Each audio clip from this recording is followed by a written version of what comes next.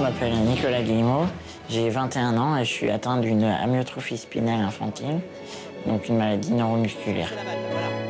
Jonathan Menhir, j'ai 24 ans et je suis atteint d'une myopathie de Duchenne. C'est une maladie génétique qui atteint les muscles. En fait, donc il y a des fibres musculaires qui se régénèrent pas. On est en colocation, donc des fois il y a des sujets sur lesquels on n'est pas d'accord, mais on arrive tous les deux à se remettre en question. Et on s'est connus au centre de rééducation, on allait en kiné ensemble. Donc c'est vrai qu'on était même au collège ensemble, pas dans la même classe, donc c'est vrai que ça nous a pas mal rapprochés.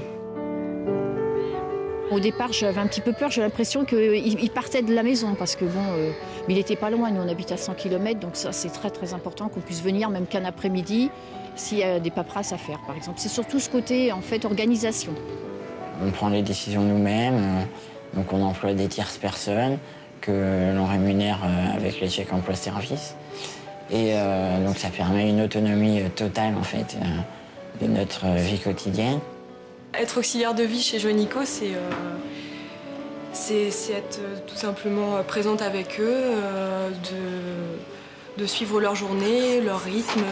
Moi, c'était la première fois que je travaillais avec des personnes handicapées.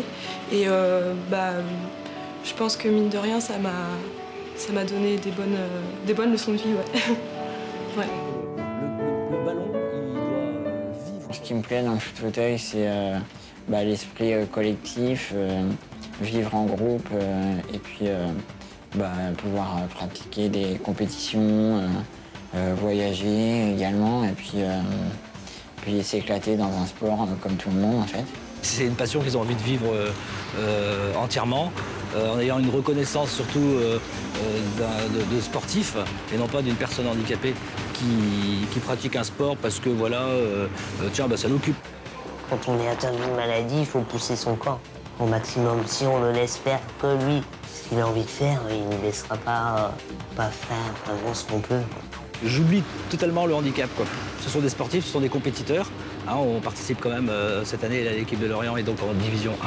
C'est pas l'activité du dimanche qu'on fait, c'est vraiment la compétition.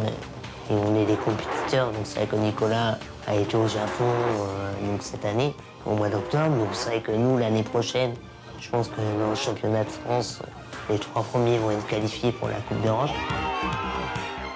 Quand la maladie a été détectée, moi j'étais tout petit, j'avais quelques mois, et c'est plus mes parents qui ont souffert du verdict. L'handicap ne l'a pas rendu difficile dans son caractère. Au contraire, il n'a accusé personne. C'est la vie et en fait, il se plaint jamais. La maladie est une expérience énorme qui nous a apporté, moi, qui m'a fait changer de personne, en fait, quelque part.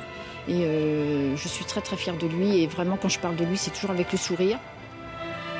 Si on ne franchit pas nos limites, je pense que de toute façon, elles vont vite diminuer et on ne pourra pas faire ce qu'on fait là.